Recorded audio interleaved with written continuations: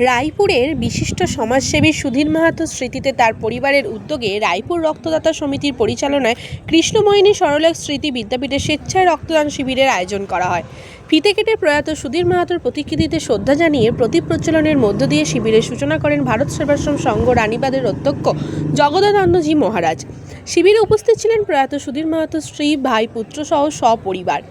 এছাড়াও রায়পুরের বিশিষ্ট সমাজসেবী ডক্টর শ্যামল দে সহ অন্যান্য বিশিষ্ট ব্যক্তিবর্গরা। রক্তদান শিবিরে করার উদ্দেশ্যে সম্পর্কে প্রয়াত সুধীর মাহাতোর পুত্র পার্থসারথী মাহাতো বলেন, বাবার মৃত্যুর দিবসে আমরা প্রতি বছরই নানা ধরনের সমাজসেবামূলক কাজ করে থাকি।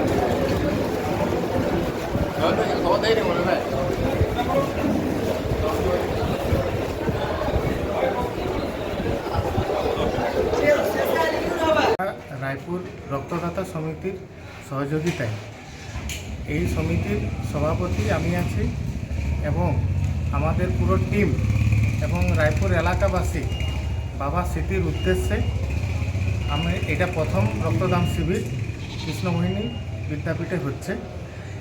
শুধুমাত্র আমরা বাবা স্মৃতির কল্যাণার্থেই এই উদ্যোগ নিয়েছি আমি, এবং আমার সহযোগিতায় আমার এলাকাবাসী প্লাস আমার সমিতি থেকে শুরু করে প্রত্যেক বন্ধুবান্ধবও রয়েছে এবং ফ্যামিলির থেকে সবাই আছে।